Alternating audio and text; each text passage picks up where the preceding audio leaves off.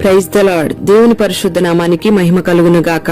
అనుదిన దైవ కృపా కార్యక్రమం ద్వారా ఈ దినం దేవుని మాటలు వింటున్న దేవుని బిడ్డలు ఆత్మీయులైన మీ అందరికీ ప్రత్యేకమైన వందనాలు తెలియపరుస్తున్నాం.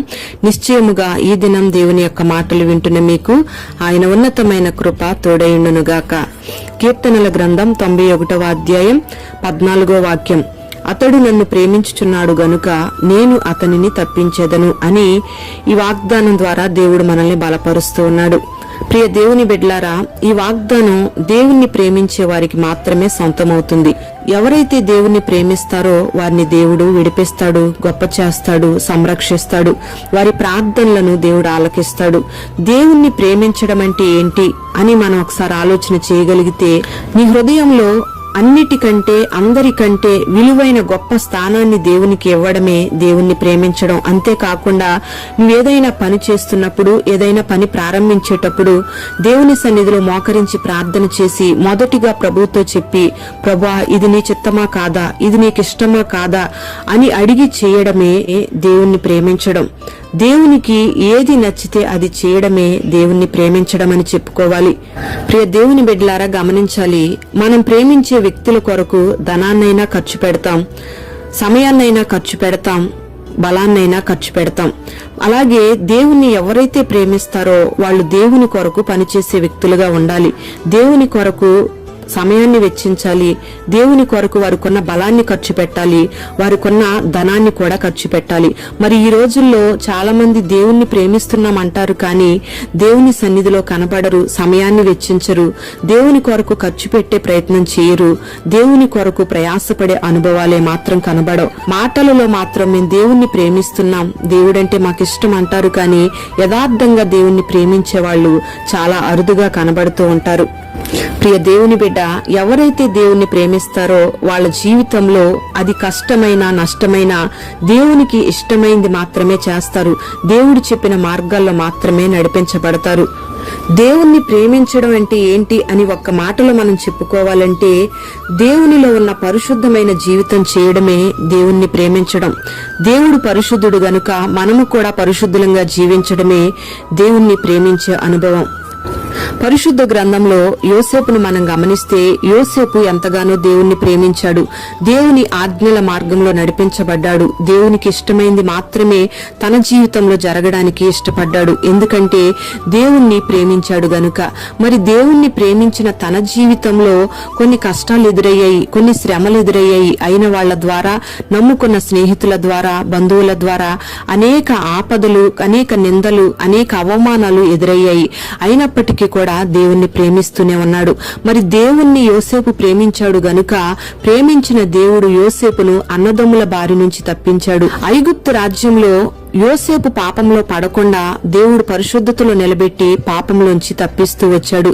అంతేకాకుండా చెరసాలలోంచి తప్పిస్తూ వచ్చాడు, కరువులోంచి తప్పిస్తూ వచ్చాడు. ప్రియ దేవుని బిడ్డలారా, గమనించాలి. మరి యోసేపు జీవితంలో యోసేపు దేవుణ్ణి ప్రేమించాడు గనుక తన జీవితంలో ప్రేమించిన అనుభవాలలో దేవుడు తనని కరువులోంచి, పాపంలోంచి, బలహీనతల్లోంచి, శత్రువుల బారి నుంచి తప్పించేటప్పుడు కొన్నిసార్లు యోసేపుకు బాధ కలిగింది, కొంత దుఃఖం కలిగింది, కొన్ని అవమానాలు కలిగాయి, చెరసాలలో ఉండవలసిన పరిస్థితులు కూడా ఎదురయ్యాయి, కొన్నిసార్లు ఆకలి దప్పులతో ఉండాల్సిన పరిస్థితి వచ్చింది. అయినా యోసేపు దేవుణ్ణి ప్రేమిస్తున్నాడు గనుక ఆ అనుభవాలన్నిటిలోంచి కూడా తప్పించి యోసేపును ఒక ఘనత కలిగిన వ్యక్తిగా నిలబెట్టాడు. దేవుణ్ణి ప్రేమించాడు గనుక దేవుడు అన్ని విషయాల్లోంచి, అన్ని ఆపదల్లోంచి తప్పించి దేవుడు ఎంతగానో యోసేపును ఆశీర్వదించి అనేకులకు ఆశీర్వాదకరంగా మార్చాడు. ప్రియ దేవుని బిడ్డలారా, ఇక్కడ మీరు గమనించాలి. యేసయ్యని మనం ప్రేమించేటప్పుడు యేసయ్య మనల్ని అపవిత్రతలో పడకుండా కాపాడుతాడు. అలాగే కరువు కోరల్లో చిక్కబడకుండా కాపాడుతాడు, ఆర్థికమైన ఇబ్బందుల్లోంచి కాపాడుతాడు, అనేక ఆపదల్లోంచి దేవుడు మనల్ని తప్పిస్తాడు, పొంచి ఉన్న అపాయాలన్నిటిలోంచి తప్పిస్తాడు, కలగబోతున్న కీడులన్నిటిలోంచి మనల్ని తప్పిస్తాడు. మరి ఇలా మనల్ని తప్పించే సందర్భంలో మనకు కొన్నిసార్లు మనసుకు గాయం అవ్వచ్చు, మనకు కొన్నిసార్లు ఎంతగానో వేదన కలగొచ్చు, కొన్నిసార్లు మరిచిపోలేని అనుభవాలు మనకు ఎదురవ్వచ్చు, తీరని బాధలు, కష్టాలు, శ్రమలు, కొన్ని ఇబ్బందులు మనకు ఎదురవ్వచ్చు.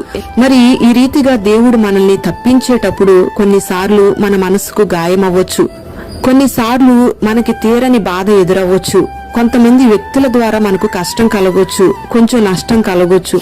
కానీ దేవుడు నిన్ను ప్రేమిస్తున్నాడు గనుక అలాంటి అనుభవాల్లో నిన్ను నడిపించినప్పటికీ కూడా దేవుడు నిన్ను యోసేపు వలె పరిశుద్ధతలో నిలబెట్టి నిన్ను కాపాడుకుంటాడు. ఏ విధము చేతనైనా తన రూపంలోకి నిన్ను మార్చుకోవాలని నిన్ను ప్రేమించిన దేవుడు ఆశపడుతున్నాడు. కాబట్టి నీ మనసుకు గాయమైన, నీ శరీరానికి గాయమైన దేవుడు నిన్ను ప్రేమిస్తున్నాడు గనుక నిన్ను తప్పిస్తాడు. వాటన్నిటిలోంచి నిన్ను విడిపించి నిన్ను గొప్ప చేస్తాడు. యోసేపు వలె అనేకులకు నిన్ను ఆశీర్వాదకరంగా మారుస్తాడు. అనేకుల ఎదుట నిన్ను గొప్ప చేస్తాడు. మరి ఈ దినాన చెరసాల లాంటి అనుభవాలు అయిన వాళ్ల ద్వారా ఇబ్బందులు, నువ్వు నమ్ముకున్న వాళ్ల ద్వారా నీకు కొన్ని శోధనలు ఎదురయ్యాయేమో, అవి నీ మేలు కొరకే అని నువ్వు భావించి వాటన్నిటిలోంచి దేవుడు నిన్ను తప్పిస్తాడని నువ్వు దేవుని మీద ఆధారపడి విశ్వాసం ఉంచినట్లయితే దేవుడు నీకు కలిగిన బలహీనతల్లోంచి, శోధనల్లోంచి, అనారోగ్య పరిస్థితుల్లోంచి, ఇబ్బందులన్నిటిలోంచి తప్పించి దేవుడు నిన్ను గొప్ప చేయబోతూ ఉన్నాడు. మరి విడిపించడానికి ఆయన నీ కొరకు సిద్ధంగా ఉన్నాడు. మరి ఈ దినాన అట్టి కృప దేవుడు నీకు అనుగ్రహించి నిన్ను బలపరచునుగాక. ప్రార్థన. పరిశుద్ధుడవైన తండ్రి, ప్రేమ కలిగిన దేవానికి స్తోత్రం చెల్లిస్తున్నాం. ఈ దినం ఈ మాటలు వినని బిడ్డలందరినీ కూడా మీరు ఆశీర్వదించండి. అతడు నన్ను ప్రేమించుచున్నాడు గనుక నేను అతనిని తప్పించదనని మీరు వాగ్దానం చేస్తున్నారు. ఈ వాగ్దానం మీద విశ్వాసం ఉంచిన ప్రతి ఒక్కరి జీవితంలో మీరు అద్భుత కార్యాలు జరిగించండి.